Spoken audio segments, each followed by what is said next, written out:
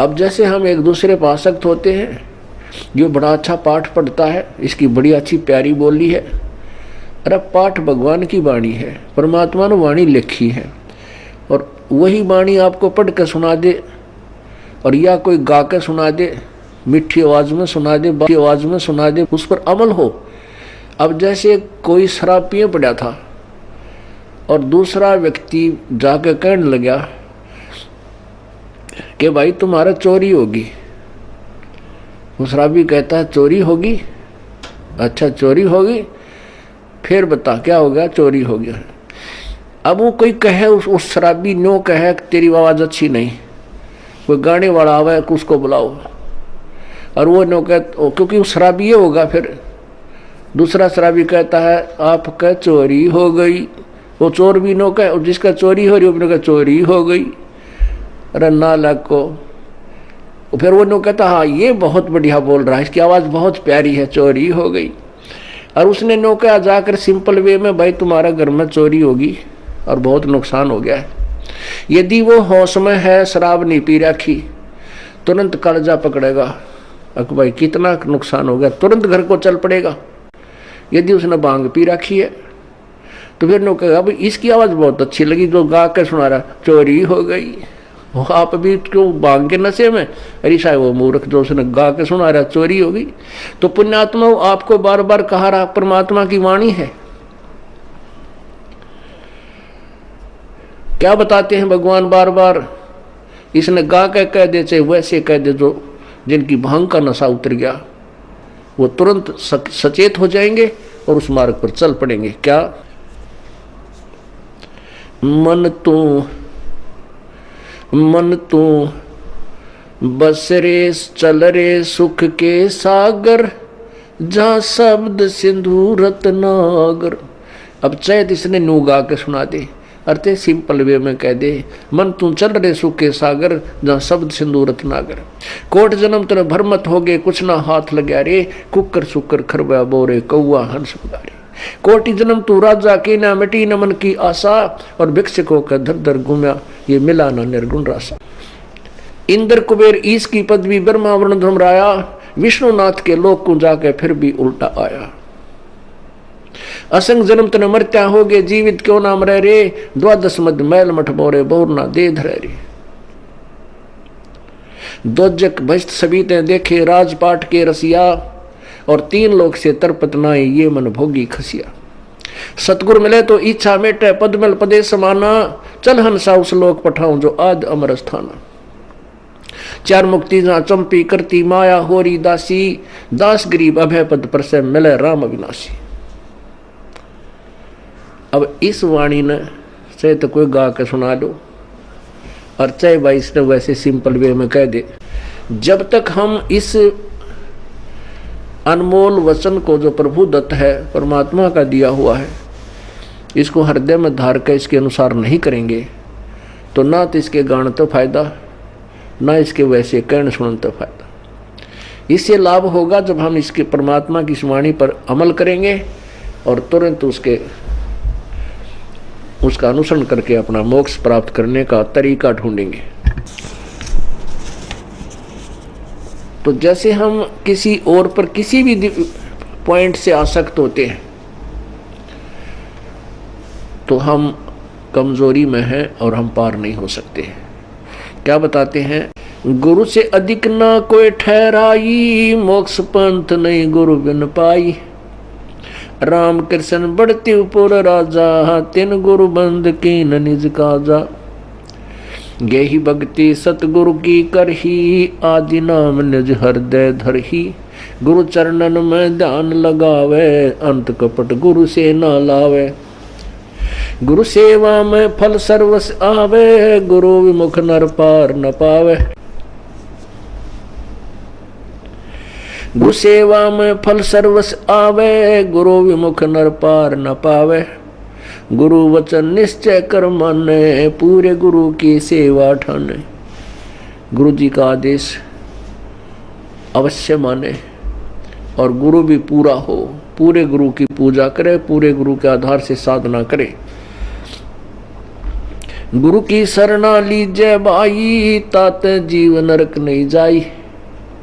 गुरु कृपा कटे यम फांसी, विलम न हो मिले अविनाशी। गुरु बिन काहू न पाया ज्ञान, जो थो था बोछड़े मूड किसान। तीर्थ व्रत और सब पूजा, गुरु बिन दाता और न दूजा। नौनाथ 84 सिद्धा, गुरु के चरण सेव गोविंदा। गुरु बिन प्रेत जन्म सब पावे, वर्ष सहस्र गर्भ सुरहावे। गुरु बिन दान पुण्य जो करही, मिथ्या होवे कबू ना फल ही। गुरु बिन भरम न छूटे भाई, कोट उपाय करो चतुराई। गुरु के मिले कटे दुख पापा, जन्म जन्म के मिटे संतापा। गुरु के चरण सदा चित दीजय, जीवन जन्म सफल कर लीजय। गुरु भगता मम आत्म होई, वाके हृदय रहूं समोई। अब भगवान क्या बताते हैं दूसरा तरीका, कि जो गुरु का भक्त है, मेरे उस संत का भक्त है, अनुयायी है, श्रद्धालु है, सच्चे दिल से साधना कर रहा है, प्रत्येक आज्ञा का पालन करता है, तो कहते हैं उस मेरे वाले मेरे भेजे गए हंस संत के का जो भक्त है वो मेरी आत्मा है, वो मेरा सच्चा यानी प्यारी आत्मा है, और उसके हृदय में मैं समाया रहता हूँ। आप जी के हृदय में जब तक परमात्मा है, कब तक है? जब तक आप इस दास को भगवान की दृष्टि में देखते हो, तब तक आपके हृदय में प्रभु है। और जब आपके मन में कोई दोष उत्पन्न होने लग जाता है तो काल प्रवेश कर जाता है, प्रभु हट जाता है। क्या कहते हैं भगवान? गुरु भक्ता मम आत्म होई, वाके हृदय रहूं समोई। गुरु का भक्त मेरी आत्मा हो है, और उसके हृदय में मैं समाया रहता हूँ, अर्थात मेरी ही उपस्थिति बनी रहती है। और जब तक भगवान की उपस्थिति है तो आपकी श्रद्धा भगवान गुरुदेव के प्रति और भक्ति के प्रति एक पूरी निष्ठा बनी रहती है। जो ही आपके हृदय में कोई दोष आता है प्रभु गुरु जी के प्रति, चाहे किसी प्रकार से, चाहे प्रत्यक्ष या अप्रत्यक्ष, परमात्मा आपसे दूर हो जाता है। ऑटोमेटिक सिस्टम है। तो उसमें आपके विचारों में परिवर्तन, ये दास पहले आपको आज जो पुण्यात्मा, जब तक आपके हृदय में परमात्मा समाये हैं तब तक ये दास आपको क्या दिखता है ये तो आपको मालूम है, दास नहीं कहना चाहता। और जब आपके हृदय में काल समा जाएगा, ये दास आपको दुष्ट दिखाई देगा। दास वही है, पहले भी वही था और बाद में भी वही है, और आगे भी ऐसा ही रहेगा। आपने अपना ही शीशा, जैसे हम दर्पण में मुंह देखते हैं, फेस देखते हैं शीशे में, अगर वो शीशा खराब है तीसरा बूंदा मुंह दिखाओगा, बांगा बांगा। कई बार ना कोई कार खड़ी हो और उसके पास से निकला तो अपना शरीर उस कार के शीशे में नू दिखा, इतना बड़ा पेट सार ठगना है नूथ, ईसा बूंदा देखने भी जी ना करे। तो ऐसे ही जैसे कोई शीशा खराब है, उसमें मुंह देखे सा बूंदा दिखे, कोई मोटा मोटा कति मर रहा है, टेढ़ा मेढ़ा, और बढ़िया दर्पण है तो जो का तू दिखाता है।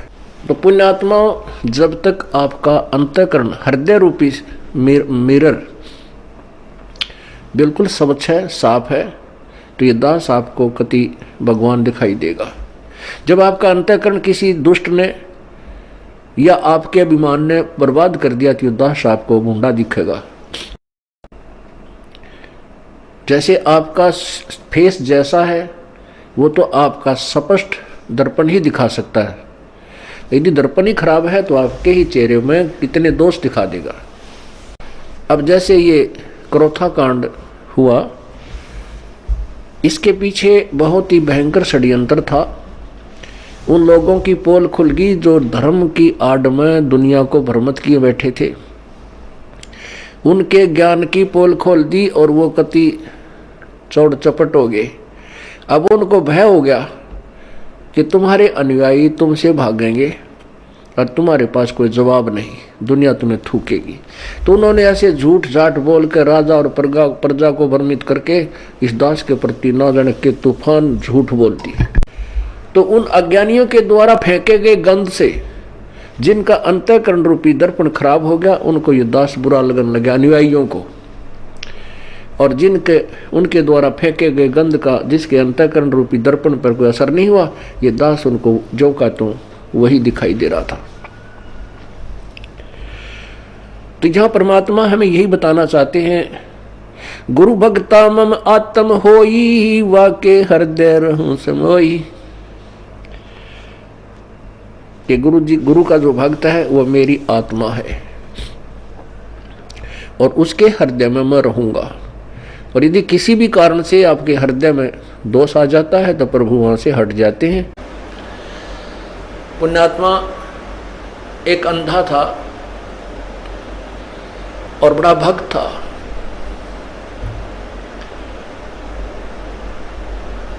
बड़ी साधना किया करता था। एक बार उसको दस्त लग गए, पेचिस लग गए, उसको लूज मोशन हो गए। और लूज मोशन इतने हो गए, उम्र भी उसकी अच्छी हो गई थी 60-70 के आसपास। इतने लूज मोशन हो गए कि वो समझ गया ना कोई दवाई काम करे। तो उसको पता लग गया कि अब तेरा जाने का टाइम आ गया है, अब नहीं रह पाएगा। इस दृष्टिकोण से उसने सोचा यहाँ क्यों दुखी करा, कोई एक आधा व्यक्ति टूटा फूटा हुआ है, यू को कपड़े धोने में लग गया रहा है। तो उसने सोचा कि जंगल में जाकर के इस शरीर को त्याग दूंगा, वहीं मर जाऊंगा, 1-2 दिन में भूखा प्यासा दस्त लगी रहे हैं, खत्म हो जाऊंगा और वहां इस 100 को कोई पशु पक्षी खा पी लेंगे, उसको उनका उद्धार हो जाएगा। इस दृष्टिकोण से वो महात्मा जंगल में बहुत गहरा चला गया, बहुत गहरा, और मेन रास्ते से भी हटकर जानबूझकर ऐसे सर्प तरफ निकल गया, नो लाठी के लालू का कुछ जंगल के बीच में, वहां कहीं आसपास कुछ भी को ना, वहां जाकर बैठ गया। अब वो बैठा था, थोड़ी सी देर हुई थी, इतने में एक बालक आया 5-7 साल का, वर्ष का। उसने कोई आधा घंटा होया होगा बैठे ने। वो कहने लगा, बाबा आपको लगता है आप बीमार हो? कहाँ भाई बीमार हूँ बेटा। आप कहाँ से आ गए? यहाँ बच्चे को बोला है, बोला यहाँ हमारा मकान है, यहाँ हमारी आश्रम है, हमारा घर है यहाँ पर थोड़ी सी दूरी पे।